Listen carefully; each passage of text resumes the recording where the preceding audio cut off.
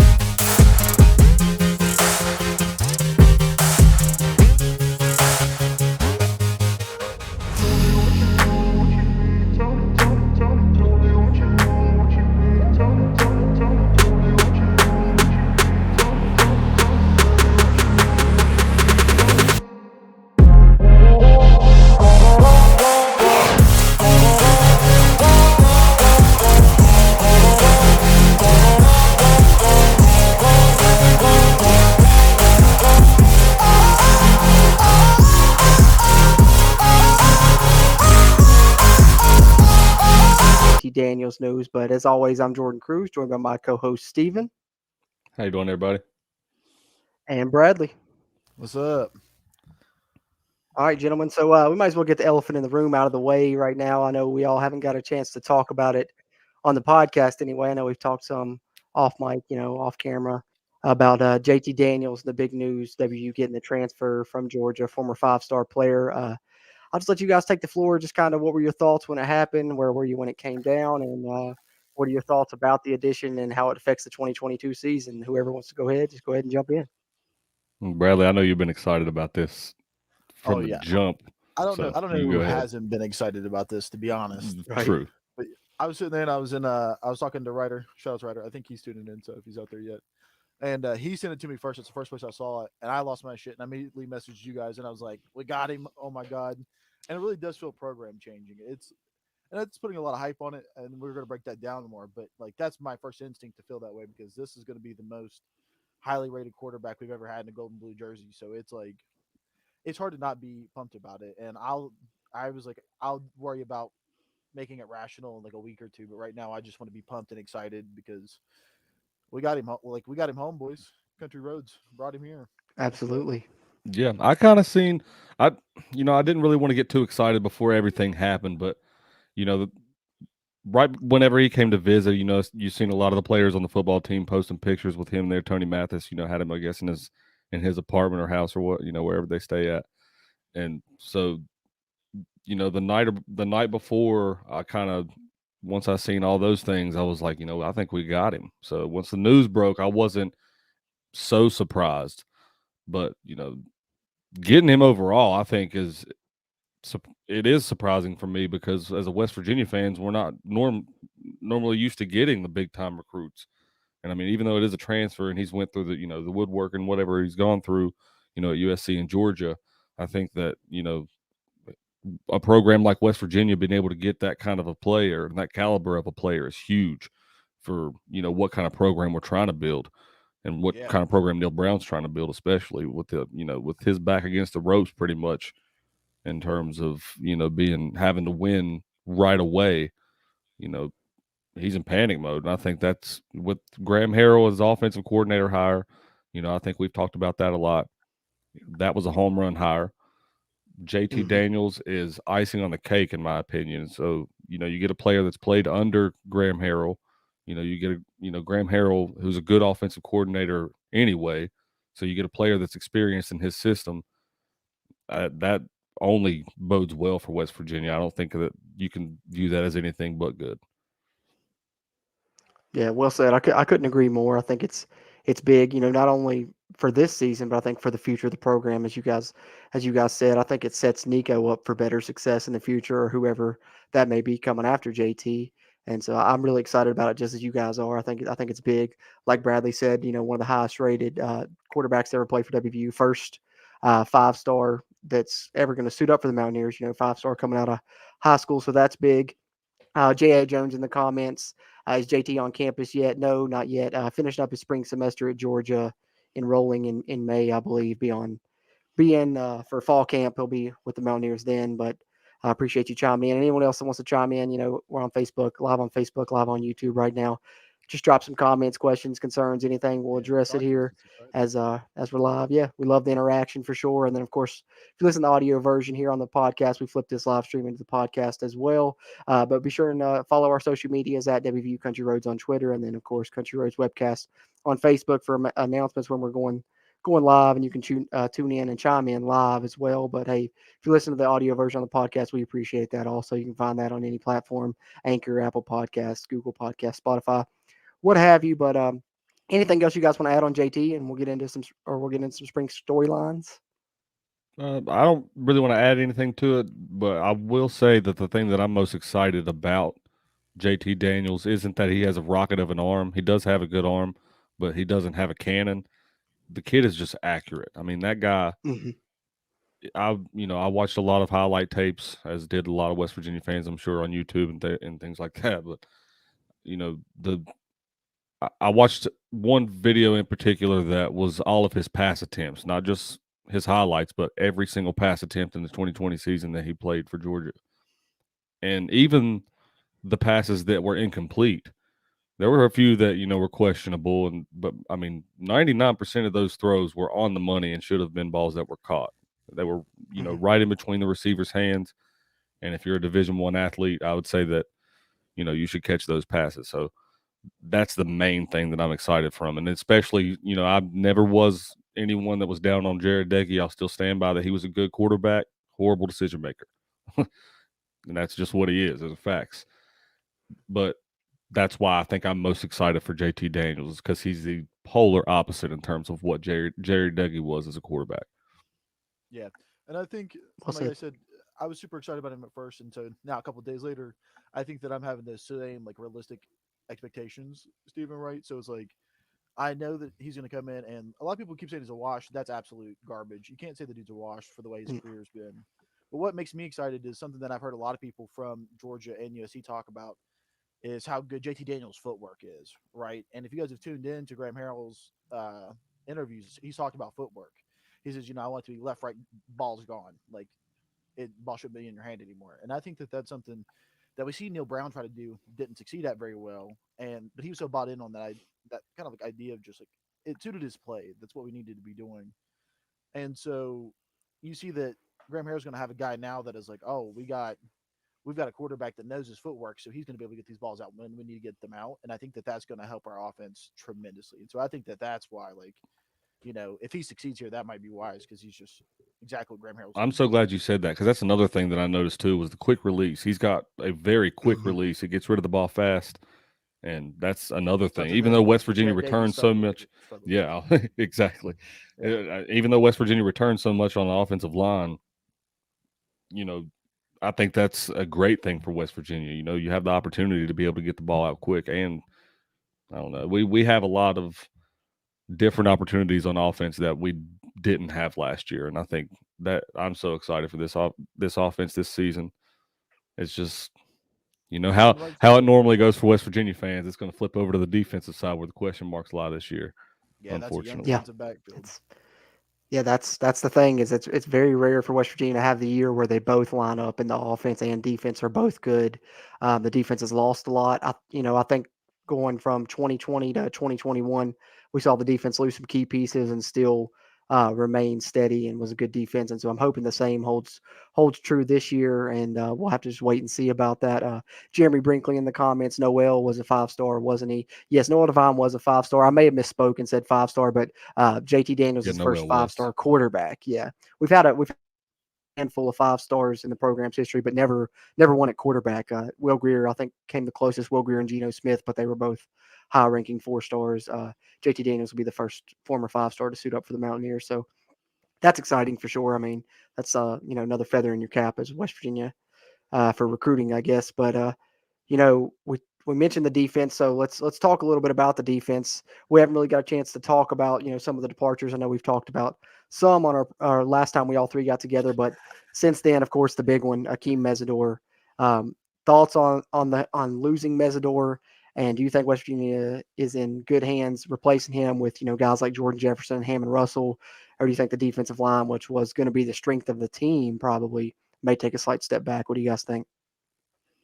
Uh, I, I I don't want to believe it, but I believe they take a step back because I believe once you establish such a core unit, and this is the reason that I was so upset that Jared or Josh Chandler Samito left as well, because I thought the linebacker unit was finally, coming together and solidifying and becoming one, and that was really what was holding the defense together behind the defensive line. The defensive line's been all we talked about for the past 2 years, 3 years at that, and so the linebacking core was finally coming together, and then Josh Chandler Samito leaves. That kind of falls apart, and now we're left with a little bit of question marks in that area.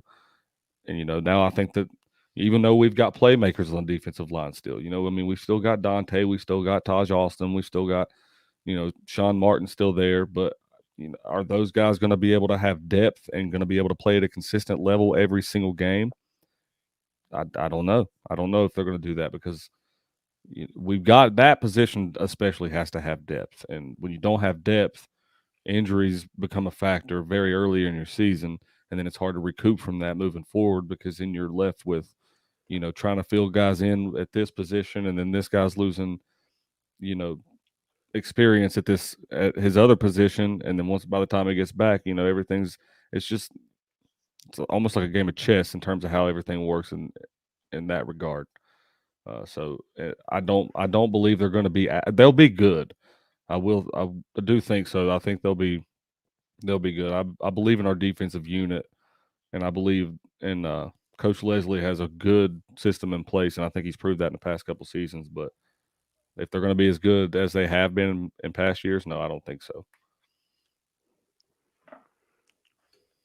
Yeah, it's a tough loss. I mean, Mesidor, that's arguably the best player in your defense. You can argue that with Dante Stills or whoever, but that guy was a standout. He was a stud, and really, since he was a true freshman, came in there.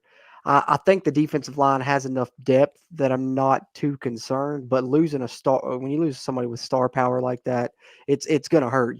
Make no means about it. And I think for me, a lot of these losses, I've kind of felt or maybe addition by subtraction, not naming names or anything like that because I don't know personally, but I know that some guys maybe they didn't want in the locker room, maybe it was a culture issue, and then other guys I think we're going to straight up get beat out. I think not to hate on the guy, but Nick Troy Fortune, for example, Charles Woods was going to take that spot, and he saw this playing time down, or he was going to have to switch to the other side of the field or play a smaller role. So he leaves. And you can say the same about some of the other guys that left, but I think Akeem Mesidor was the first one that really hit me hard that I'm like, this one's gonna leave a mark. What do you think, Brad?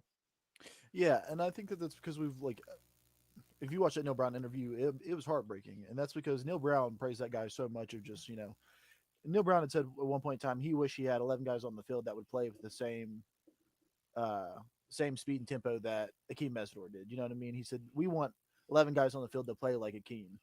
And that just speaks to how much he really valued him and thought he was such a significant part of the team. So losing him obviously is going to be very tough. And I do think that the defensive line is going to be somewhere that we struggle at. So I think it's gonna be a big year for Dante. He's got the chance to really step up and lead this team as a senior, as a guy from West Virginia, and set the tone. And he has the chance to really have a bright, like an amazing senior year and really cement himself in the NFL.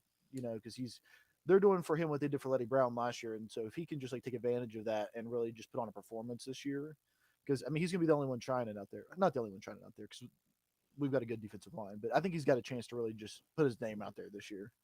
Um, one thing that has given me some comfort is talking about the backside where we've lost everybody on the defensive backs position. I think that uh, I think that Neil Brown has more of the guys he wants, though. So I think our defense will take a step back, but the fact that we might have more potential on this defense than we've had so far under Neil Brown, because up until this point, it's felt like Neil Brown's brought in some guys that have really, he had like Hakeem Bailey and them in his first couple years or first year at least.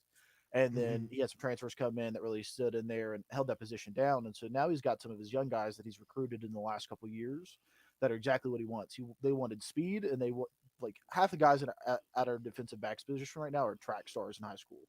So he's wanting guys that can run, and we've got them. So I think that they've got the potential to be the best DB set we've seen so far under Neil Brown. But they're going to be young early on, and they're going to probably like suffer a little bit in the first couple games. But if they can keep clicking throughout the season, then I think that our DBs could really show up this year. So that or they might Yeah. get exposed. It just worries me in the secondary because you got so much youth back there. At cat Yeah, safety, Mhm. you're almost guaranteed to have a freshman starting at that position, and then at the free and it's safety, one of the you're hardest guaranteed to have a positions to play sophomore. too. So Right, right. The hardest positions on our defense, especially. yeah, Bandit, you're going to Well, probably have that's Linnell Carr, and he's a sophomore, but he's got talent. yeah. I'm not saying that, but He does. He does. I think that like Bradley said, they kind of made a concerned effort to get longer and faster. I think, especially in the defensive backfield. And I'm not saying that's why some guys moved on, but I think some of the guys that left, if you look, Daryl Porter's what 5'9", 5'10", and now you got Andrew Wilson Lamp lining up in that spot, who was recruited as a receiver, switched to corner. I mean, he's 6'3" and one of the fastest guys on the team. And then I think the defensive backs, like you said, they're going to be unproven for the most part because from the looks of things, Marcus Floyd, recruited as a corner from Murray State, I believe. Was he from Murray State? I think, but uh, FCS All American, just like Charles Woods was. But instead of playing corner, they got him at that cat safety right now, just trying to not have to play one so young. And then you're looking at probably either Aubrey Burks at sophomore or the JUCO Hershey McLaurin at the free safety. So you're definitely very young in the defensive back, and I think that's the main area of concern on this team right now for everyone is because it's unproven outside of Charles Woods what your defensive back and your secondary is going to look like. So I understand the concern there. Before we get into talking a little bit more about depth chart and spring storylines, position battles, what have you, the guys here kind of talk about spring game. We did have someone on our YouTube that wanted us to talk about the big time linebacker recruit we got a couple days ago. So I've told him we'd address that on the podcast. And so we did land for the class of 2023 Josiah Trotter, son of former Philadelphia Eagles linebacker Jeremiah Trotter, highest rated player in the class of 2023 so far, I believe, yet, and that pushed West Virginia up into the top 20. Any thoughts there? yeah, he's your prototypical linebacker, and I think he'll fit in our system well. And I think he's the first domino of many to start coming down. So yeah, it's exciting to see. that's what I was getting ready to say. I think that it's a good word of domino. I think he's a great domino effect because I think we just touched on it. West Virginia starting to get you know higher level recruits, and that's what West Virginia needs to do to compete. In the world we live in, and the transfer portal world, and the NIL deal, and all this, that, and the third. West Virginia is used to getting guys, and we've talked about it a lot, that are not so well known. You got to come in and make your name because whether you're developed or you just weren't recruited that well out of high school, you've got to make a name for yourself at West Virginia. And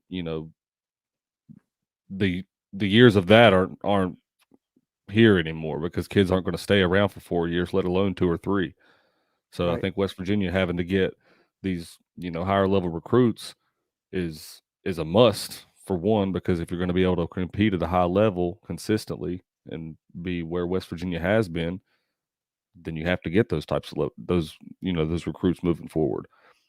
So I think that I, I don't know. There's a lot I could say, and I feel like I'm just a broken record when I say that it just works out well for West Virginia. But I'm just so excited that West Virginia's finally able to.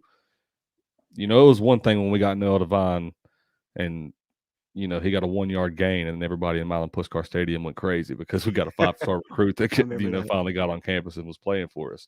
And now we're going to start consistently getting them year in and year out and competing for a top spot in the country for top recruiting class. And so these are all things that we've been talking about for years past on how to make West Virginia a better football program. And we're just starting to finally see that stuff fall into place and take effect. And I'm so happy to finally see it because, to be honest with you, the way that the transfer portal was going and the way that everything's worked out in the past couple of years, it was a little bit worrisome for me because West Virginia almost, I don't want to say a glorified JUCO, but that's what it seemed like for, a little bit there. So West Virginia being able to get these types of guys is definitely huge. Yeah, Yeah, it feels like almost like a absolutely. transitional period. Everybody trying to Yeah. figure out how the transfer portal and NIL stuff's going to work. Which I heard the other day, and I haven't like double checked it with anybody else, but it came from pretty good sources. I don't remember exactly who said it. It might have been Chris or Mike when I'm talking about how I think they implemented a new thing with student athletes on campus. Now they're getting paid $6,000 Oh yeah, yeah, automatically. I think if you're a scholarship player, so you're getting paid $6,000, not in scholarship from the money, but just university. yeah from the university. So As they're Yeah. as starting long to as pay you as everybody. long as you remain academically eligible for like the whole season or whatever. Yeah. Yeah, so like that's like a benefit. That's like something we're doing because I think that's what's going to come down with these recruits is just the culture that we've got, which I think Neil Brown's doing a great job of building a good culture. Which it seems like he's almost gotten put in here at the worst time because you take Neil Brown and the way he's approaching this program, and you put it 5 years ago, it's like guaranteed. Kids are going to come here. He's going to start pulling guys here because you didn't have to compete with the money, but now he's got to compete with building a great program the kids want to come to, and he's got to worry about guys wanting to get paid, and how that's just not necessarily that he doesn't think he can handle it, but the fact that we just weren't prepared for it. If you looked at, we had, I'll just bring up a specific recruit. We had a running back in the class that was one of the best recruits in our class of last year, and he decommitted because he was wanting to chase NIL money. And Neil Brown had talked about how they felt like they were really behind the eight ball on that. They said that when that kid was talking to them about uh, Tennessee's NIL program and other programs NIL programs, he was like, they just seem to be a lot farther along than us. And so I think it was more of just not the fact that we can't handle it, but that we just don't know how to handle it yet because just it's we've said it time and time again. It's getting beat up now, but it's the wild, wild west. Like there's no Oh rules, yeah, and so Right. absolutely. But I we mean, just don't know I what we wanted got. to touch on that as well. I'm just as upset as anybody that West Virginia loses all these recruits. You know what I mean? And all these guys of the transfer portal. But instead of being upset about it, I think West Virginia just needs to get people in place that are able to keep these guys at West Virginia. So guys like Pat McAfee, guys like Oliver Luck, guys like King Kendrick, who owns the Arizona Diamondbacks, guys, that are larger figures with large amounts of money that care about the university, that are known to be good boosters and care about the university. These guys have to come in place for the university and develop. I think that's a good thing about what Country Roads Trust is. You know, Hmm. that's a great I don't entity in place for guys. And I think that's one thing that's helping us get some of these high level recruits is because West Virginia needs to be able to compete with a lot of these guys in the transfer portal world. And if it is for money, West Virginia doesn't need to be a place that you leave because of money reasons. You West Virginia, people can argue all day long that West Virginia doesn't have money, but I know the West Virginia's athletic department has money because they just spent $54 million on a brand new athletic facility and, other things that I won't mention yet because I'm not sure that, how far along the line down the line they are, but I've told you guys Right. that they've just purchased. West Virginia's got money, okay, but the school can't pay them. Hmm. But there's people that are from the university that do have money that, you know, I just feel like that would benefit West Virginia well because like DJ Wigalele got $3 million before he took a snap, or might have been even 8 million before he took a snap at Clemson, and then he came out and played the season they did at Clemson last year. Yeah, and You now he's know, probably not even going to start. right? Exactly. So I mean, like, it's the school. I mean, we knew it was going to be that. It was going to be the school brand that made these players money. These high level recruits get recruited to that school, they get money. West Virginia needs to be that type of program, and so I think we're making the right steps.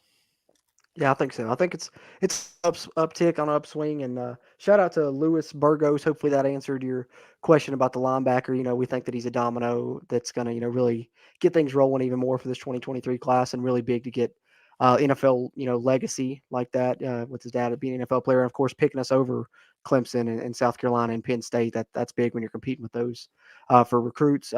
Ryder Deem in the comments. Hey, shout out to Ryder. We were just talking about you, part of the Ryder. CRW Hoops team. But thoughts on the current wide receiver group? Um, I guess I'll go ahead and jump off. I like what we have as far as a base. Like I think 3 starters when you got Sam James, Bryce Ford Wheaton, and Caden Prather as your 3 stars. I think that's great. But I'm a little concerned about the depth. I definitely think that's something West Virginia should address with these 4 remaining scholarships is probably bringing in another receiver because behind them you have Reese Smith right now. And then, of course, you've got the 2 JUCO guys coming in, but they won't be here till the fall. And so you're a little thin right there, behind them. You got Jarrell Williams, the freshman, but you're seeing guys like Preston Fox play, which apparently he's been making noise, but that's a walk-on.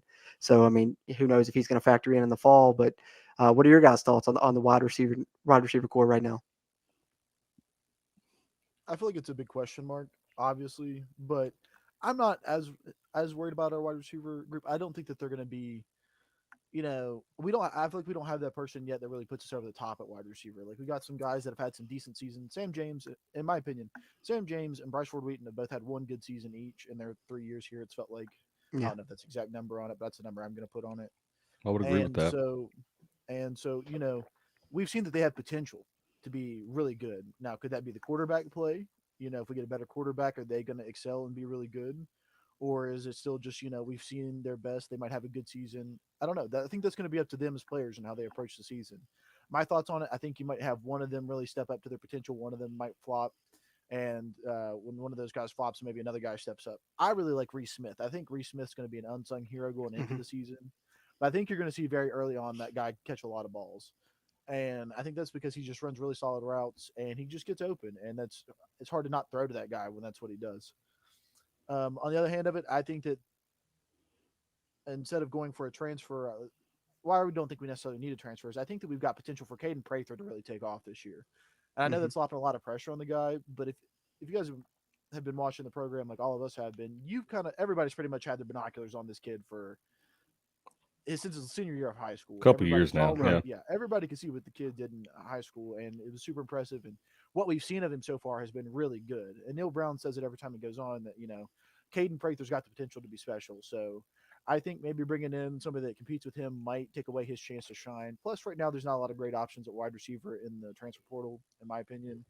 So I think we go with what we got. I think we focus our transfers on the defensive side of the ball. I think that's where we're going to need them at. So I would rather have a better DB than a wide receiver at this point. So I feel pretty good about our wide receiver group. Yeah, I'm a little mixed between both of you guys because I like the up front group. I like the one group with Caden Prather, Reese Smith, BF Dub and Sam James. I think all those guys, whether they've played one good season. Yeah, Sam James. I think we've talked a little bit about this off the air, but That's my I tend guy. to agree That's my with guy. you, Cruz. I think this year's probably going to be Sam James's next coming out season. After the Yeah. last 2 seasons We that need he's we need it had, to look like because his freshman year. yeah, because Yeah. I don't blame a lot of the past 2 seasons on him. I know maybe his sophomore season, a couple years ago.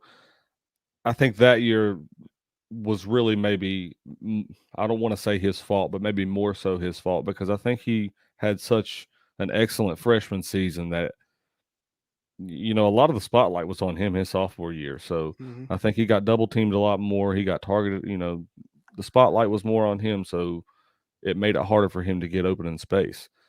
And then last year, the quarterback play was what it was, and the offense was what it was. I can't really give a good diagnosis to Sam James as a football player in 2021. I just can't do that. But this year, I think if JT Daniels is if what we think he is, and I feel very confident that he's going to be, then this year's going to be very special for Sam James. And I think BFW too. I think Winston Wright got a lot of the shine last year, but I think BFW had a really good season last year despite everything. Mm-hmm. And I really think that that's going to continue this year. And I think him staying was a big deal. and that gets overshadowed a lot because a lot, all these Yeah, other he guys was. A lot left. of people thought he was leaving too. You A know, lot of people thought he was including leaving. me. Yeah. I thought he was going Hmm. to leave too, but him staying for Graham Harrell, that's huge, and I think that speaks volumes. And I don't know. I think Reese Smith, he might be the one that I I might pick on the offensive side as maybe not a breakout player, but a, a personal breakout season, I guess you could say, because I don't think he's going to be like a main playmaker on the team, but I think he's going to help us get a lot of much needed short yardage plays for first downs and Yeah, things like that's a that guy because we he's going might to see be for over the the Yeah. next middle. 3 years. You know what I mean? Like that's a guy that's probably going to be at WU. Hopefully, like his whole career. You know. Hopefully, I hope I that he's think not one so. of the ones that that ends up transferring out. But I think he's going to be. I think he's a guy that's bought in. He seems like a guy that's really bought into the program If and he into our stays here, he system. could easily work himself onto an NFL roster. With as good as he runs routes, Yeah. Oh yeah. I he could think he he could would easily be. work his way into a job in the NFL. He is going to be a less explosive David Seals, and I don't mean the type in the way he plays. I mean that the way that he's used for West Virginia. He's gonna be used to get West Virginia not over the top plays, but over the middle plays that you're gonna need to get downfield and chunk away some yards. Yeah. I don't know. I think it's gonna be a different style of offense that West Virginia sees this Oh, year. it's gonna be way different. Yeah.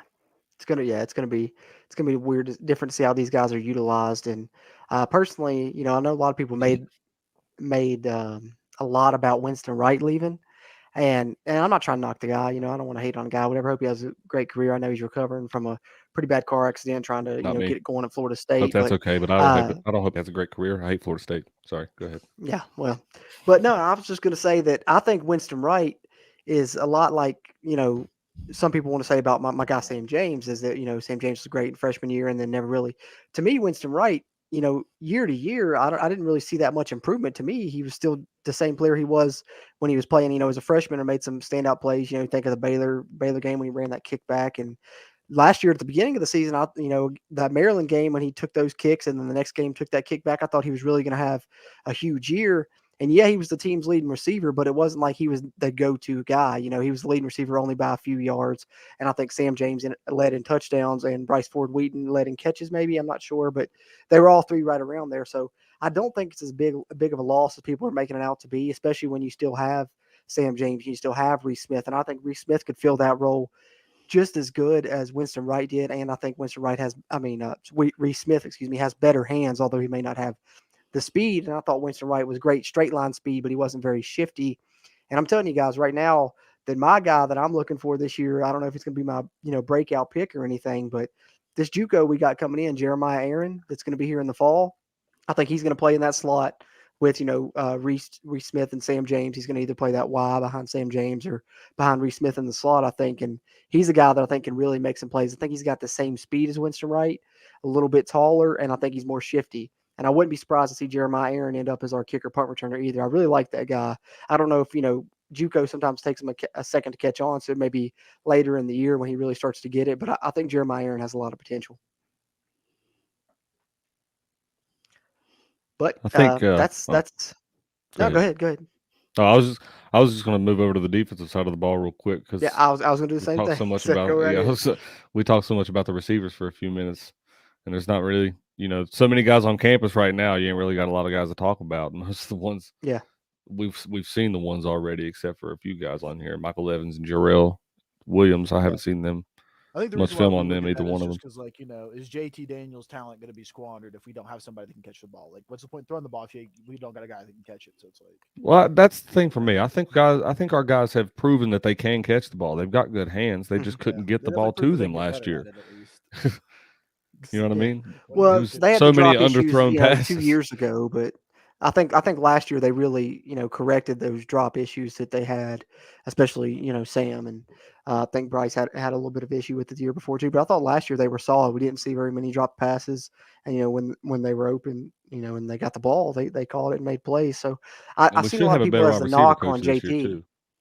Yeah, absolutely. And I've seen a lot of people as the knock on JT. Well, we got him, but who's he going to throw to and who's going to block for him? I think people are going to be pleasantly surprised when they see this offensive line and how it's going to look this season. And we have receivers, especially three really, really good ones, I think, that are good Power 5 football players, BF Dub, Caden Prather, and Sam James, and then, of course, the potential of Reese Smith. But I think people are going to be pleasantly surprised.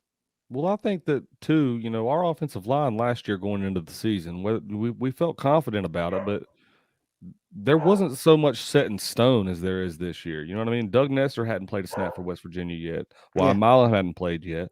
I mean, there were so many. Jordan White hadn't played. I mean, all these guys hadn't played all that much and all that much with each other at that. So, I mean, I think that that's one thing that needs to be given credit to is the fact that these guys have played together for so long and they've had time to mesh together and learn how each one feeds off of the other. And you also got depth along the offensive line that you didn't have last year.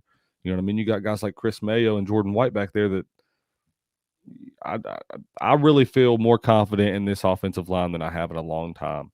And I was pretty confident going into last year, but I was still kind of like, well, I don't know. You've got too many guys on there that you really haven't seen that much on film from. You know what I mean? They're so young. Whether they're transferred, Doug Nestor was. I think that was the main reason everybody was excited last year because we get Doug Nestor from Virginia Tech, and he's the level of recruit that he was. But this year we have guys that have been tested at West Virginia and in a West Virginia uniform, and so you pair that with an experienced quarterback. That's all the difference in the world for an offense. Those two things don't click, your offense don't click. So I mean, you don't really have a chance to see what anybody else does. And I think that should be said to how good Letty Brown was as a running back last year was when everything wasn't clicking, Letty Brown was clicking. And so I'm really excited about Tony Matheson, Lynn J. Dixon, but I'm gonna miss Letty, Yeah. man. I mean, of course, you're going to miss Letty. That's a tough guy there, but that's like you said, the offensive line has been coming along, but we've had back-to-back seasons with 1,000-yard rusher, and that's with the holes not really being there. So imagine if that offensive Right. line now with experience can open up some holes, we could really see the run game do a lot. And then, let's not forget that's big. Neil Brown still undefeated at WVU when he goes for over 100 yards rushing. So Yep. That also speaks volumes with especially how this past season was. yeah, absolutely. Absolutely. Yeah. And And I think we'll be able to lean on the run game a little more now. So that's the thing. People don't realize how much an offensive line makes your whole offense go. I mean, I know that it's a big deal, but you got to think, man, this guy, you're supposed to be in this play, your right guard is supposed to pull to the left. He doesn't do that. And, this guy's not getting blocks. And so the other guy has to pick up this guy. He misses his assignment. And it's just, a domino effect. Word of the day, domino effect. Yeah. It becomes a domino that- effect across the entire offensive line, and then it filtrates down to the quarterback, to the running back, and down to the wide receivers, and it breaks the whole entire play down. And when you have that happening consistently, game in and game out, because you don't know, what plays you're supposed to be running, and not because it's any fault of yours, but because you're young and you're inexperienced, or you're just new in this system. There's a lot of factors that go into it. But when you have guys that have been in that same system and guys that know what they're doing and have played in the same thing for a couple years now, there's no more excuses this year. If the offensive line at West Virginia doesn't produce this year, then I think they should be forced to transfer out. Yeah, Be this is the make or break placed year into the in a portal. lot of ways.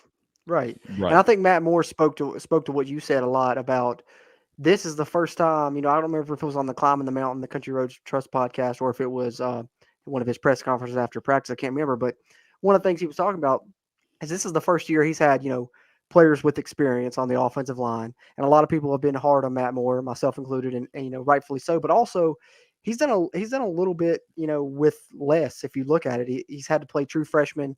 And when he's played those true freshmen 2 years ago, Zach Frazier was a freshman All-American. Last year, Wyatt Milam was a freshman All-American.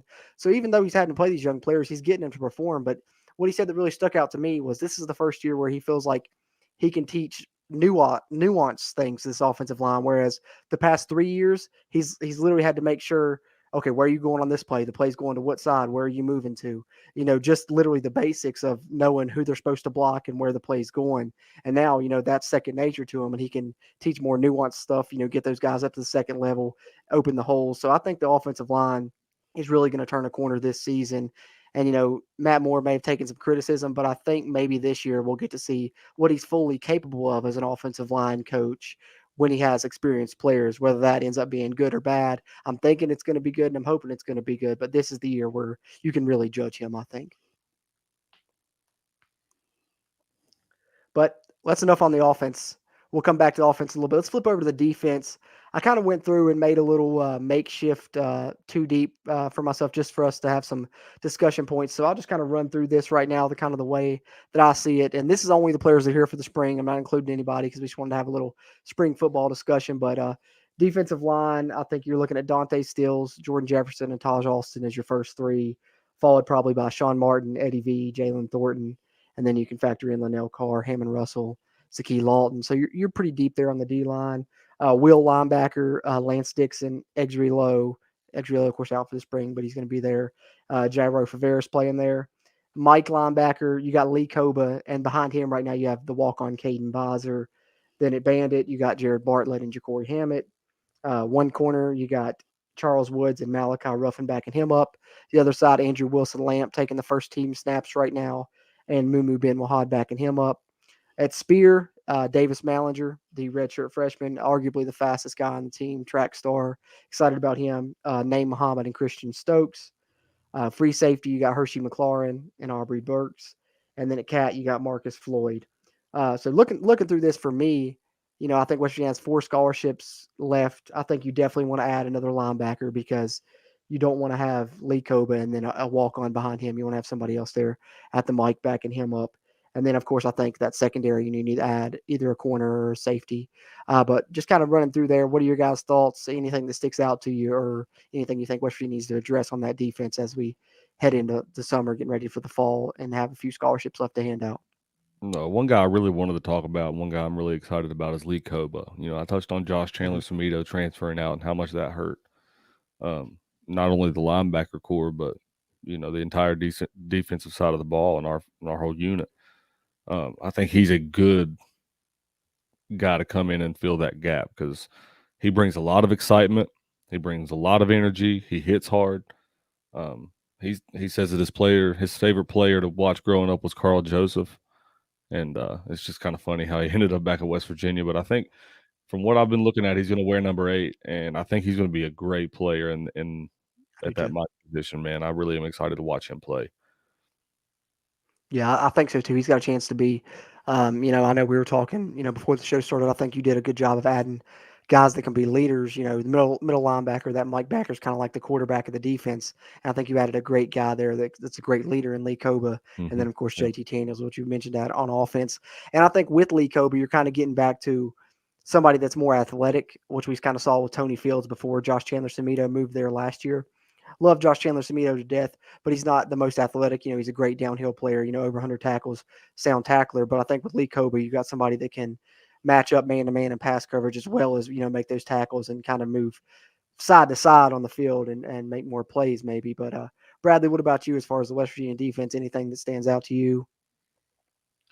Um, I think there's something like that you talked about is like the places we don't look for a transfer guy. I think we also might look Hmm. for another defensive lineman because I think that we're Yeah, lacking a big guy. I think we need a guy that can kind of like cement the front of the defense. You got Jalen Thornton and Jalen Jefferson, and those are both bigger guys. But I think that we need to have an extra person there that we can rotate out because everybody else pretty much plays wider out in that. Dante plays closer to the end and stuff like that. So I could see us picking up another guy there. Definitely got to fill in the linebacker spot like you said, and yeah, defensive backs. I think that, and like I said, all those guys you talked about, we don't know their names yet, but I'm telling you, those are the guys that Neil Brown has recruited really, really yeah, hard the last couple of years. Like if you go back and look at our recruiting classes, we have been recruiting very heavily linebacker, defensive line, cornerback, safety.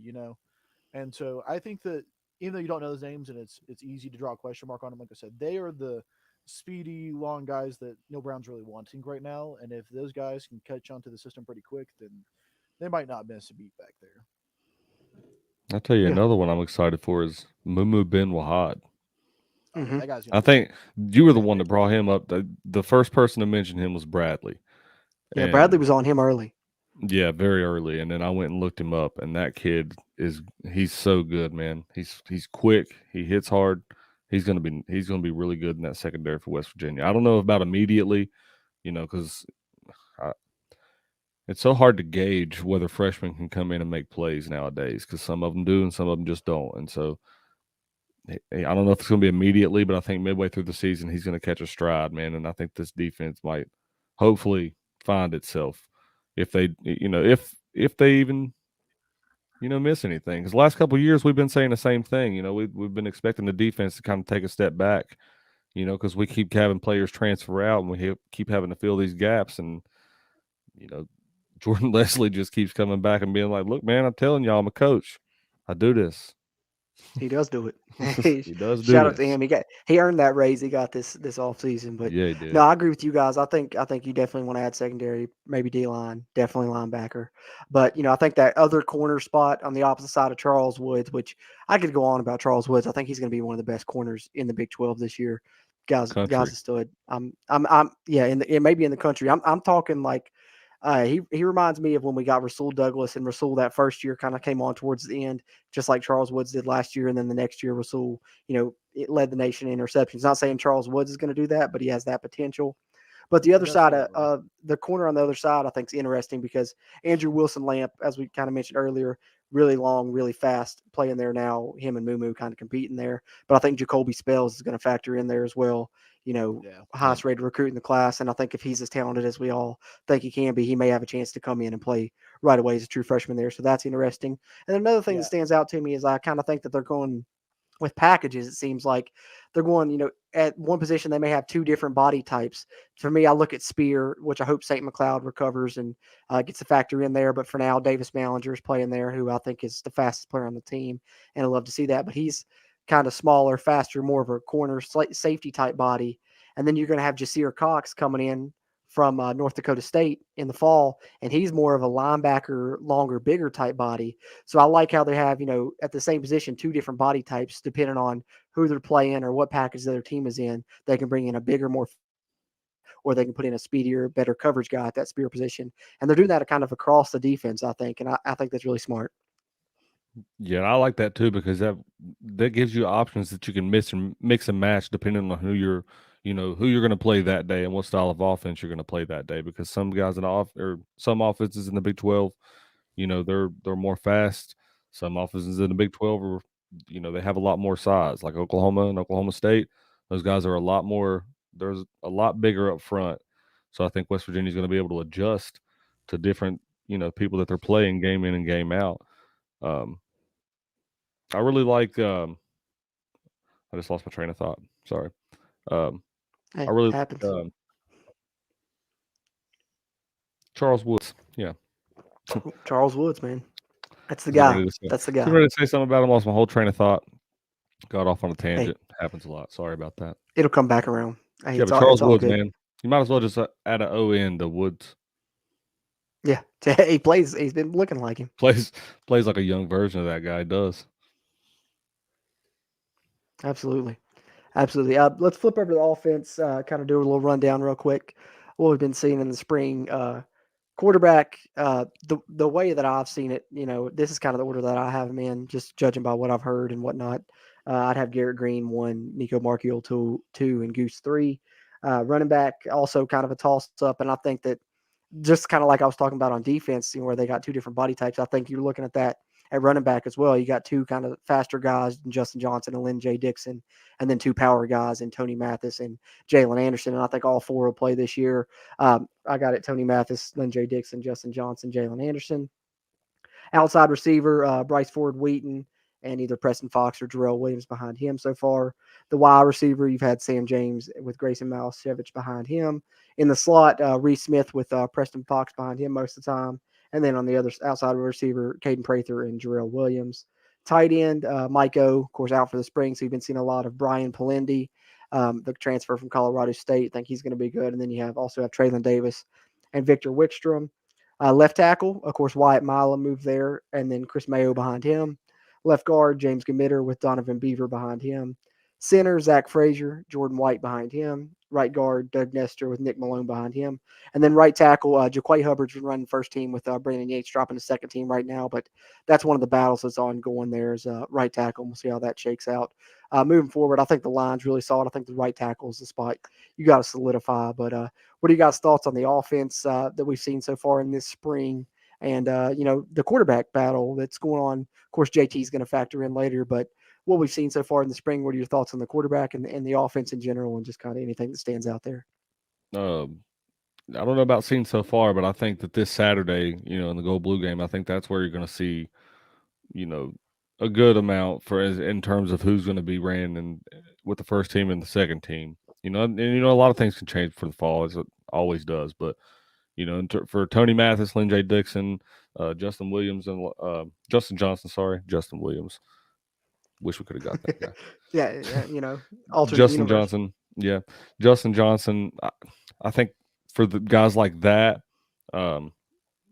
this Saturday is going to be really important to see who they run with and how they run with those units. But a guy that you mentioned, Brian Palindi, I'm really excited to see him and how they work with him in our offense, because I've been really excited for a lot of guys that we've had playing the tight end position for the last couple of years, and they just haven't used them the way that I feel like West Virginia can effectively use a tight end. And so, Brian Palindi seems like a guy that he's a great blocker. He's really big, but he's also got hands and he can catch. Yeah, he's got really good hands and he can catch the ball. So I think West Virginia could really benefit from having a tight end that can catch the ball and give them options other than receivers and running backs to really spread the field. Because, I think I've been saying that for a few years too. I think that West Virginia, if they got a tight end that could play, that well, that had a lot of size, that could really open a lot of doors for West Virginia, because Iowa State's beat our butt with it. Oklahoma State's beat our butt with it. Oklahoma's beat our butt with it. Texas has kicked our butt with that one little dump play to the tight end. Yes, they have. Yes, they have. There's been a lot of people that have beat West Virginia with tight end play, and it might be that is the main factor and the reason why I've been wanting a tight end. But there's just something that I feel like West Virginia could really benefit from if they open that door. And he seems like a really good guy that can do it. And with the experience that he's got coming from Colorado State, I think that he might step in and, that might be. He might end up being my breakout player this fall. You don't know. It's possible. It's definitely possible. There's gonna be a lot of surprises on the prediction roundtable this year, fellas. I can't wait. I'm looking forward to it. It's going to be an interesting one. It's going to be interesting. Bradley, anything you want to add on the offense we've seen so far this spring? Yeah, I would jump into the quarterbacks a little bit. So I think that we have JT Daniels starting. I think Goose Crowder transfers out. I think that Garrett Green feels like he can beat out Nico Marchio for the starting job next year. And I think that Garrett Green will stay through and battle it up through next year with Nico. And I think that's the best thing that could happen for us. I think that's the best case scenario, and I think that's going to happen. I definitely agree. And I'm not knocking Goose. I think Goose is a good quarterback, but I just don't think he's the caliber of quarterback that those other guys are. I think he's too good of a quarterback to sit here and waste his years. I don't. I think, and I wouldn't want him to. I would want him to go fulfill his potential somewhere else. That's what I'm saying. For him personally, I don't want to see him sit there and waste his talent. Yeah, when he could definitely. No, I agree with you. At first, I thought that was my first thought was either Goose or Garrett Green's going to go. And originally, I thought maybe Garrett Green, but I think Garrett Green's probably going to be the second string quarterback. And he knows with JT Daniels' history, he's only injury away from playing. So I think Garrett Green's going to stick around. And I think I agree with you. Goose is probably going to be the one that's down the depth chart and may take off. We'll see how that plays out. Yeah, yep. I think we got McIntosh in the comments. Do you think Nico will redshirt with the Goose backing up JT? And we kind of just covered that. I think Garrett Green will back up JT, and I don't know if Goose is gonna be around. Hopefully he is, but I think that definitely one of those guys is gonna head out probably after spring ball. So I think Nico will redshirt, but I think Garrett Green will back up. Love what Ryder just said. We got Mike O and Paul Lindy need to get on the field at the same time too. Would love that if we lack wide receiver depth, like I think we personally will. Yeah, I think so too. I think we can see some 2 tight end sets. Also, what I think we're going to see a lot from what I've been hearing is a lot of 2 running back sets too, and in those 2 running back sets, whether it's a run play, one of the running backs lead blocking for the other, and then also it allows you to have pass protection and have one go out in the route. And I think that they've been utilizing that a lot this spring as well as 2 back sets with one guy staying back to pass protect and the other guy going out in the pattern. So I think And you can make one of those guys Garrett Green too. yeah, you could throw Garrett Green in there. That'd be interesting. I'm sure they got something up their sleeve with him for sure. Because Definitely. I was just gonna say, just in the same boat as last year, you want to what run if you want to run in quarterback, he's going to come in. I've got a question for you guys. And I'm not Lay it saying on that me. there has been nothing said about this at all. This is pure my speculation. And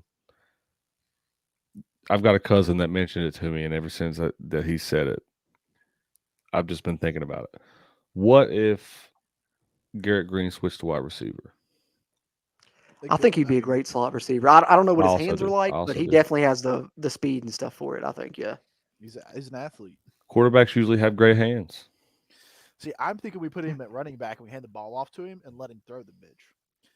Because I Yeah, mean, I would like you that. tell him like, hey, you hand it We're off. not handed off. Just throw it to him in a slot and let him throw it. True. Yeah, And either that, way.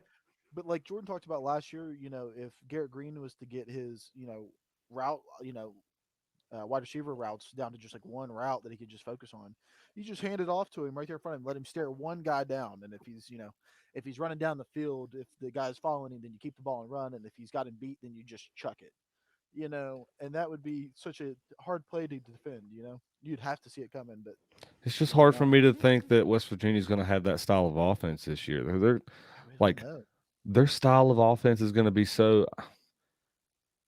I'm not going to say his It's name. The previous coaching staff, it's going to be so much like that style of offense. It's going to be weird I think to so. watch. I think so. I'm going I to love think so, watching but it. maybe, yeah. I know. I can't wait to see. That's what I'm so excited for about Saturday. We've got the spring game coming up. Is at least I know a lot of people are excited about JT wanting to see him, and so maybe that's kind of knocked the spring game down a little bit for some people. But for me, you're still getting to see Graham Harrell's offense for the first time. How are we going to line up? What packages are we going to see? And of course, I'm sure they'll keep it kind of vanilla for the spring game, but we're still going to get to see that, and that's exciting to me. Well, that's the Yeah, my thing. eyes are going to be on the wide receivers. I'm going to be watching those dudes to see how Right. they look. Hmm. There's a lot of things for fans that really follow this football team. I think that there's a lot of things that you should be excited to see this Saturday. Yeah, Like Brad absolutely. just said, the receivers, that's one of the biggest things you should be excited to see. All of these question marks on defense, you should, be excited to see a lot of those guys play because a lot of them aren't tested and aren't game proven, if even college proven at this point. We've got a lot of freshmen and young guys that, need to get in there and play. And I know spring games aren't the most exciting things to watch. I've been to plenty of them, I know. But, this is the time where you see where the program's at right now. And if these young guys on the defensive side of the ball, especially, are coming into place and they're handling their own against some of these guys on our offense, then I don't know. It's really not about what side of the ball is better than the other because you can't really get a good gauge of that in the spring, in my opinion. I don't Right. think I've ever seen a game, a spring game, that transitioned to the fall, and we got to see those exact units on the field. I don't remember it ever happening. Yeah. But it's a good opportunity for you to see what guys are in what place. So, for example, guys like, we mentioned all those guys in the cornerback positions and in the safety positions that are competing right now. You're going to see a lot of the places that they're playing right now and what units they're running with. And then, up front with the defensive line, you're going to see who's going to, be taking the place this recent to Akeem Mesidor leaving and exiting the program. Who's going to be filling that gap right now in a game situation? So, there's a lot of things that I'm excited for. I've been Yeah. following this team since I was 5 years old, though. So I guess Yeah, it's exactly.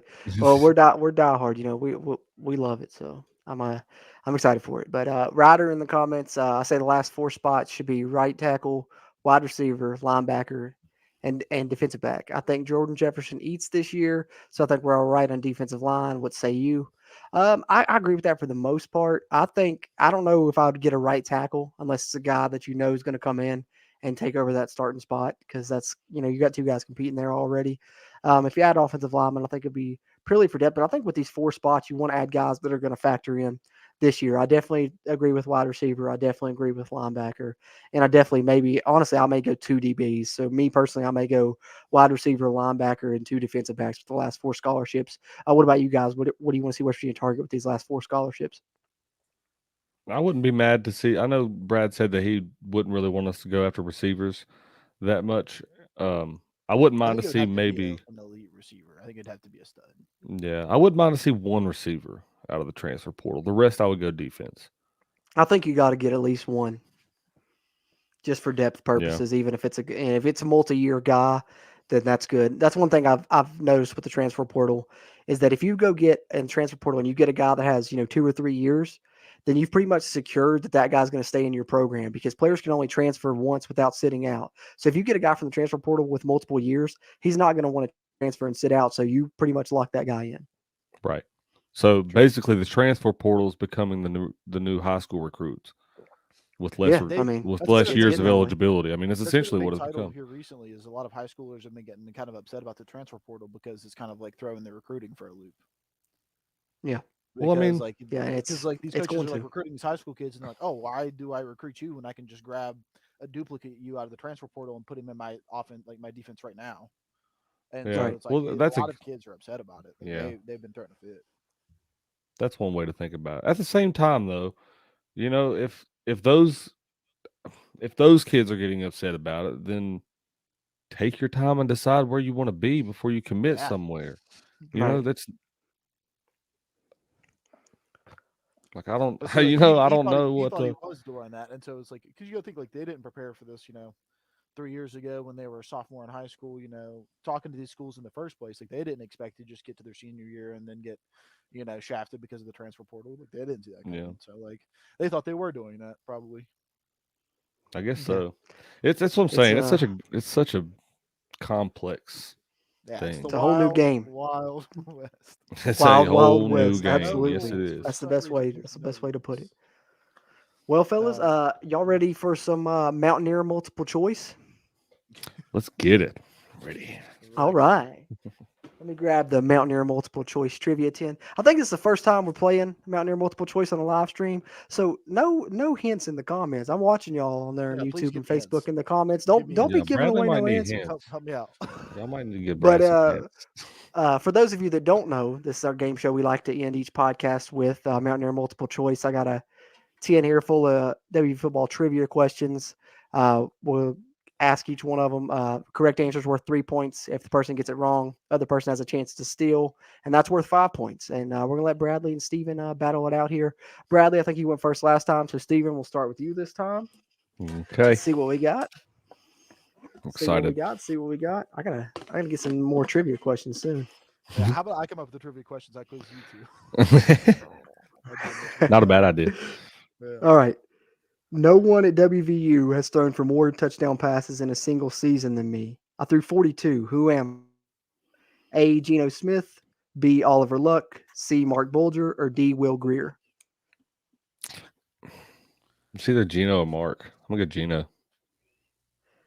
Ding, ding, ding. 3 Was points it? there for Was it Gino? Steven with the correct answer. It's Geno. Yeah, I tried to I throw was the gonna Will say Greer in there We had a and the couple Mark when similar Bulger you're because I was like, scoring they 60 both. points a game, Yeah. you know what I mean? Like that don't happen very often. It had to have been Well, Gino. well, Greer threw what? Greer threw like 71 touchdowns in his 2 seasons, though. So I mean, he wasn't far off, I guess. But I don't. They just never No, hit but that high number in a single they didn't season. score it as a high clip as what Gino's offense and them did. Yeah. Yeah, He that's was They true. getting boys like put up That's 300 true. points. yards and 3 touchdowns a game is what it was. Yeah, it was wild to watch. Rewrote the passing records at West Virginia. All right, Bradley, Okay. got you up, Let's brother. get it. See what we got here. The WVU football record for most tackles for a loss in a career is 47 and a half. Who owns this record? A. Julian Miller, B. Canute Curtis, C. Bruce Irvin, or D. Grant Wiley? I'm gonna go with Bruce Irvin. I think he's got to be up Close, there but for no the contention. cigar. No. Incorrect. Incorrect. You got. All right, Stephen, for the steal. Chance 5 points here. It's Canute A. Curtis. Julian Miller, B. Oh, Canute Curtis, or D. Grant Wiley? You're going with who? Canute? It's Canute I- Curtis. Incorrect. Is it not? Incorrect. No points. No. I threw Canute and Bruce on there because I knew that's who I would have picked too, was one of the two. But actually, What? Grant Wiley. Grant Grant Wiley, Wiley. 40, What was the question 47 and a about? half. I think that. Most tackles for loss in a loss. career. Oh, Canute Curtis is a sacks leader, isn't he? Yeah, Canute's got the sacks, but tackles for loss Isn't that actually what Grant Wiley. he's all-time something leader? Canute sacks. Yeah, Canute's got the sacks. Yeah, I'm pretty sure it's a sacks leader. Really, Yeah, really threw him for a loop there. Yeah. You say, it did. yeah. Darn I it! was, I was so sure of it. I came with the sneakiness. He did. All right, Steven. Let's see what we got. Second round here.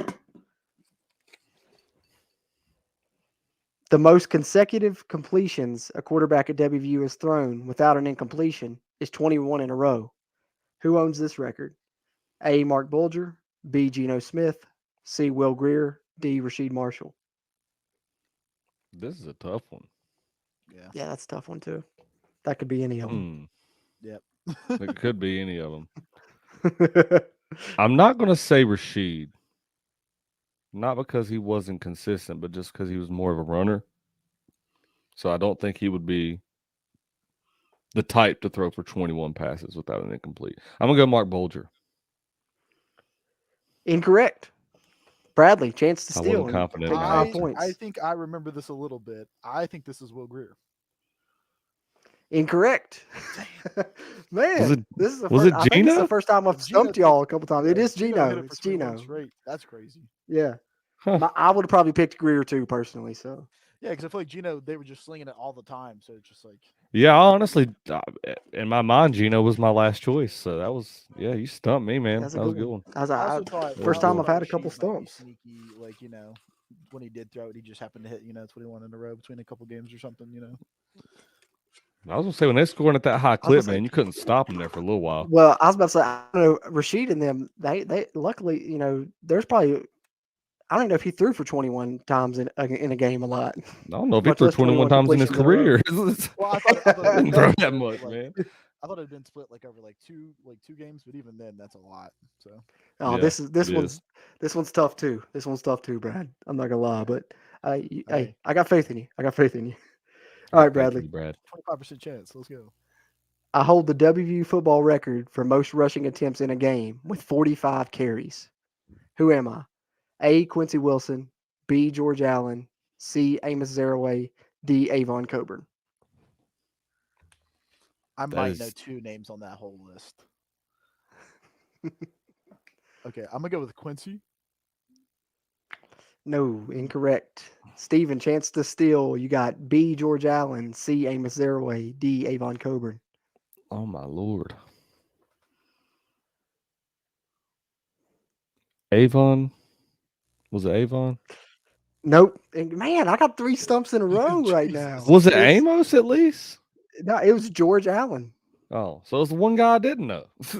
I don't know who the hell George Allen is, but that's why I threw that in there. I mean, was all like, three of- man, 45 Amos, carries in a Avon, game. listen, Amos Zaraway, Avon Colburn, and Quincy Wilson were all workhorse backs. So I figured Yeah, one of them exactly. surely had 45 carries. a Well, game. that's why I made them the other 3 options, because I'm like, those are the 3 that I'd pick. The 3 most Obviously, obvious other ones. Yeah. Yeah, nobody's gonna pick George Allen, so I was going to say, other than that, you could have put KJ Harris on there, and I'd be like, nah, it was Real definitely quick, him. Ryder said Geno Right. started that year with a few games with very few incompletions. He said at one point in time he had more touchdowns than completions going into Yeah. conference play. In the very early part of that That's season, right. whenever they were I do all that remember Heisman now, talk, yeah. that's all they talked about. More touchdowns than incompletions. That's all they talked about for I don't know how long. Yeah, You're right about that. We won like 6 in a row. It's when we beat Texas and Austin too. I think they were like number 20. All right, Yeah. we'll do a couple more rounds. That Let's see, team, some that stumps. team, I want to touch on that real quick. That team playing Go at ahead. that level at that point in time, had they kept that at consistent level, would have won a national championship that year. And I know everything's always optimistic and we're speculating all the time on everything, what we could have done when.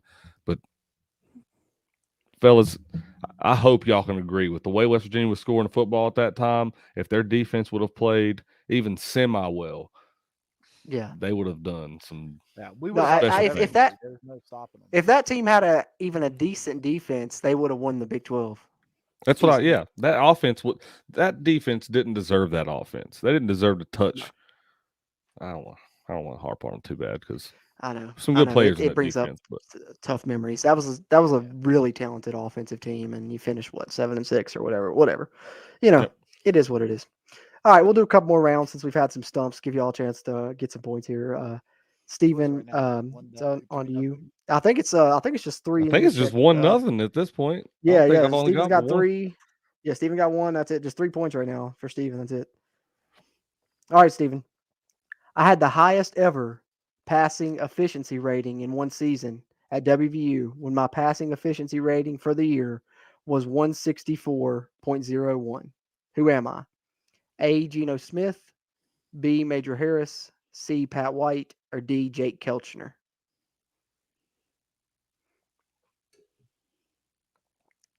You keep stumping me. I don't have no idea. You threw Jake Kelchner in there because you knew I was going to say that name too, didn't you? I want to say him too, but no, it ain't him. Gino. It's got to be Gino. Incorrect. I Bradley, knew it. chance to Okay, so steal you and said take the lead here. so you said Pat White, Major Harris, and who's got Nope. Stephen Pat number one? White, it's Said Pat. the highest passing efficiency rating, and it was 164. And the 3 options you got left: Major Harris, Pat White, Jake Kelchner. I know for a fact it wasn't Pat White. Sorry if I'm helping you out, Brad, but I guarantee you it's not. If that answer is Pat White, I know nothing You about know West what? Virginia sports. I don't think Stephen knows anything about West Virginia sports. I think it was Pat White. Incorrect. Stumped y'all again. I told you. There's no way. It was Jake Kelchner, wasn't it? Yeah, it was Kelchner. Oh, I would have thought about picking him just because you like him so much too. But then you said, Oh Pat White. man, And I this was is like, a no. well. I think what happened is like when the past few times we've done Mountaineer multiple choice, like a lot of the easy ones came out. So mainly what's So left now here it's is a just lot of like hard ones. Yeah. I like it All right, though. Bradley. Hey, this teaches you about West Virginia history right here. It Yeah, teaches me it how much I does. don't know. These Well, things, I don't. I these are mean, things you making the need to trivia know, questions Brad. help me because I Teaches don't you know. what I don't know as much as I think. I'll just teaches need you what West another. Virginia's We're gonna been win through. another. We're gonna win a national championship. That's all I need to know. At some point, it's gonna happen. All right, Bradley. Here we go. All We're right. gonna get you on the board right now.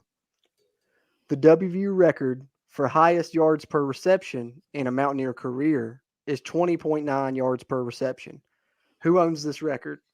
A. James Jett, B. Danny Buggs, C. Chris Henry, or D. Reggie Rimbert? Oof.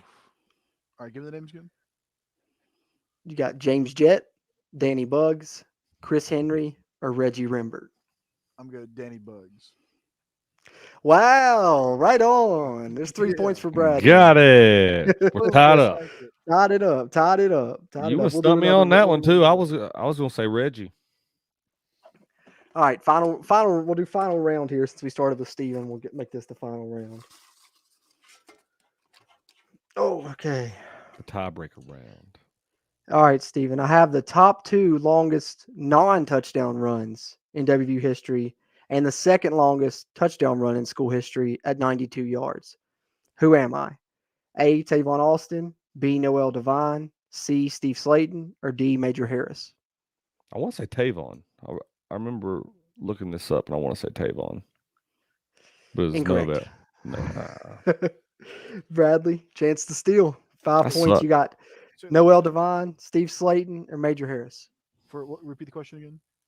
Okay. The longest. I have the top 2 longest non-touchdown runs in school history and also the second longest touchdown run in school history, which was 92 yards. Okay, and it was Steve. Noel Slayton. Devine, Steve Slayton, Major Harris. It's Noah Devine. Ding, ding, ding. Got 5 me. points and the win for Bradley. I was gonna say. Wow. I told you the answer at the end, Brad. Uh, I was like, it's Tavon, and then I was like, at the end, I was like, no, it's not. It's not. I didn't hear that. Hey, so the It's steal definitely- gets it's the win definitely for Noah Bradley.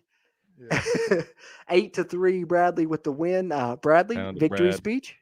Yeah, I would like to thank me, myself, and I for knowing everything there is to know about WVU football, and I've tied it up now. We've gone 1-1, I think. So. Conor McGregor mode. I'd like Best- to thank best Yeah, I was about to say. absolutely nobody. I think it's even. So we got it. We got a good competition going here. I think it's even in the Mountaineer multiple choice, but We're even in the a series lot of fun. count. A lot of fun. That's what Yeah. matters. Good. Well, I guess missed we'll so many we'll questions. close. I'm so sad.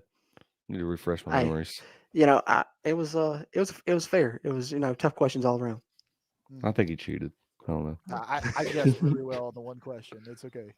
Sometimes I that's was all just you need. waiting on someone in the chat to pop in with an answer, and I was gonna be like, "No, I'm throwing the whole Yeah, question out." everybody in the chat, awesome job. Yeah. Played the game I well appreciate y'all and in with the dignity. chat cooperating and letting it stay fair. Thanks guys. But I guess we'll close this out by talking. Let's say, what are you most looking forward to this Saturday? Spring game coming up. Of course, we don't know the rosters yet. They'll release those later this week. I think there's 2 more practices this week. I think they're practicing on Tuesday and Thursday, and then the culmination is spring ball and the spring game on Saturday. But what are you most looking forward to with the spring game on Saturday? Are either of you going? I'm going. I Hmm. don't know if I've asked you Yeah, either one of you. yeah. You're going too, Jordan? I'm heading up. Hmm. Yeah. Y'all, Country Maybe we'll Roads throw it. webcast live and in Do like a effect, boys. yeah. Maybe we'll do a Oh, all live gonna be thing for the there. spring game. That wouldn't be a bad idea. If See, y'all are, Hey, we could do it. we let got us some know if y'all stickers. want to live stream We got stickers. for the Come spring find, game. come find us. Come seek us out. Yeah, Come get a sticker. Yeah, come yeah, get a All right. sticker. We yeah. We got got stickers some we'll give out. Country Roads webcast stickers. So Yeah. Come for say hi. sure, Come meet us. for sure. Yes, sir. I'm looking forward to that Graham Harrell offense. I'm looking forward to see what that looks like, how it performs, and then the 3 quarterbacks that are competing right now, and see how they're looking. And yeah, for me, it's the offense. I know there's some newcomers on defense, but Graham Harrell has me excited to see that offense. And I want to see Lynn J. Dixon, I guess, would be the player that I want to see most on that offense and see how he's looking. Maybe a little Jalen Anderson. Well, I don't know why, but I feel like I should be most excited about the offense, and I am excited about the offense, but I'm most excited about the defense, and I don't know why. can we still I be excited to see Garrett Green and Nico play? Like, you oh, know, I'm excited to see them both. let's I'm go. excited to see. We'll see They Nico worked play, hard. won't we? They, I mean, JT Daniels is a lock for a starting job, but I hope that they push him. Yeah, but I don't want to listen. If JT Daniel stays healthy, he's a starter at West Virginia. But I'm not Mhm. gonna sit here and say that he's gonna be a starter in our fall because we don't know. You don't know. Carl Joseph played 4 games into his senior season and was having the best defensive season I've ever seen out of a DB in college towards ACL non-contact play. Never know what's gonna happen. So Yeah, I'm excited for that. Nico will play on Saturday, right? I'm correct when I say that. yeah. Yeah, yeah. Okay. Yeah. Main thing on offense, and I'm excited to see is that guy. Garrett Green too, but Right on. I've seen him play before. Maybe just to see if we can actually put the ball in the end zone on the kickoff. If I should Yeah, I expect that or think not. yeah, that's true. I didn't even think about that. The guy that came from Florida State, Parker Grotehouse, supposed to be handling the kickoffs and supposed to have a heck of a leg. So hopefully we'll see that. Hopefully. Uh, got Mountain Kazar in the comments. Sorry if I mispronounced that, but I think that's how you say it. But It's Mountain he Plaza. says definitely to see how the offense has improved and if our defense is still elite. Yeah, I mean that's a great Mhm. point too. I think if the defense is still elite, then we're looking at a really good season. I think because I think the offense is going to be improved. And that's without thinking of it in those words, I think that's why I'm most excited for the defense is because if they're what they have been in the past couple seasons with the question marks they have in place, then it it will be not might be but will be a special season for West Virginia football. And bouncing back after the year that we've had last year, and after COVID and everything like that, And a transitional how year. nice would it be to have Yeah. a season that we can remember for once? We haven't had a great season to remember in a while. Yeah, with some conference realignment probably going to come up at the end of the season again. It's important to have Hmm. a good year. Oh yeah, Yeah, that's it's big. probably going to be a contributing factor. I would say that conference realignment is going to probably be more prominent than coaching carousels. Before it's all said and done with. Mhm. With the way that everything's aiming for the NCAA and the SEC to you know separate or whatever's gonna happen. That talk's just gonna keep getting more and more fluent every year, unfortunately. Or Yep. fortunately, depending on how you look at it. Yeah, I was about to say depends on what you think of it, but it's definitely changing. For the better or for the worse, could be. It's to be determined. Mountain Cassar chiming in again. This could be a Big 12 championship winning team after a dark few years in both football and basketball. both teams could be a lot better and take a 180.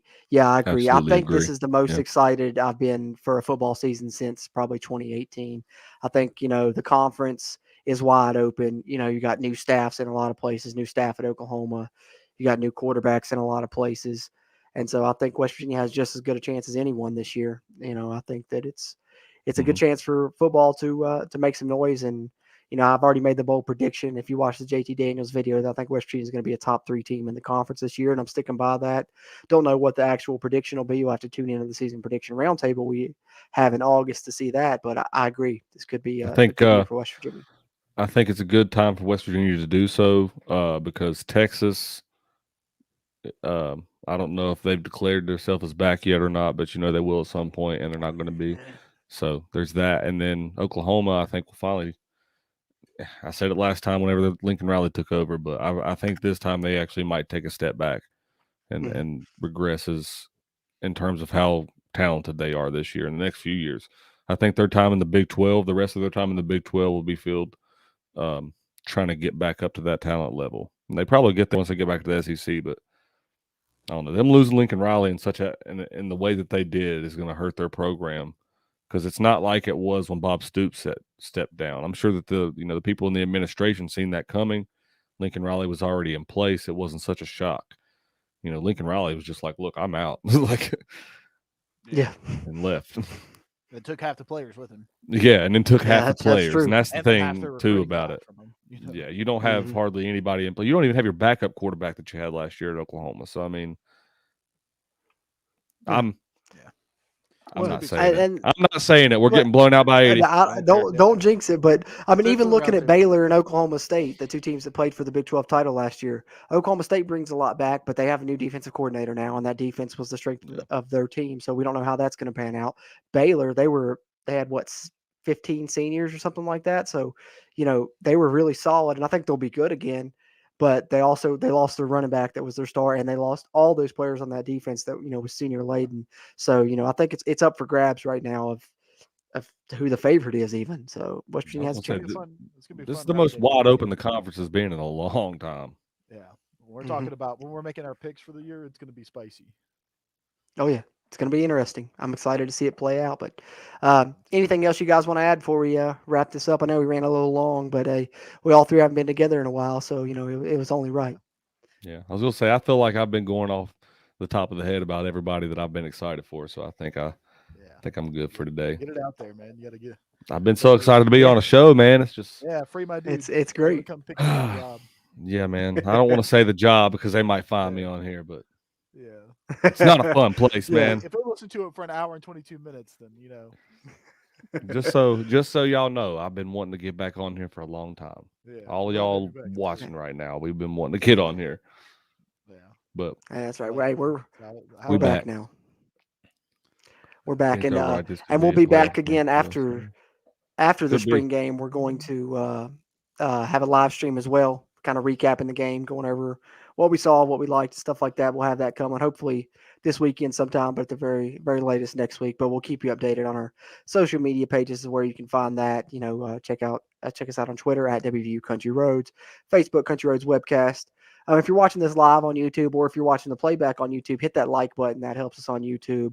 And then, of course, subscribe if you haven't already. We continue to try and grow the Country Roads Webcast YouTube side of things up. And if you're listening on the audio, leave us a rating. If you listen on Apple Podcasts, that happens a lot. But just continue to follow us there. You can find us on Apple Podcasts, Stitcher, Spotify, Google Podcasts, what name you, and of course on the video versions on YouTube and Facebook as well. And like I said, subscribe to that YouTube because we've got some YouTube exclusive videos we've been pumping out. Continue to try and do that for you guys. But in the meantime and in between time, we'll be back after the spring game, talk some more Mountaineer football, and then, of course, throughout the offseason leading up into the fall, we'll all three be back together. And check us out here in the podcast long form episodes here of the Country Roads webcast. That being said, for Stephen and Bradley, as always, I'm Jordan Cruz. And until next time, let's go, Mountaineers.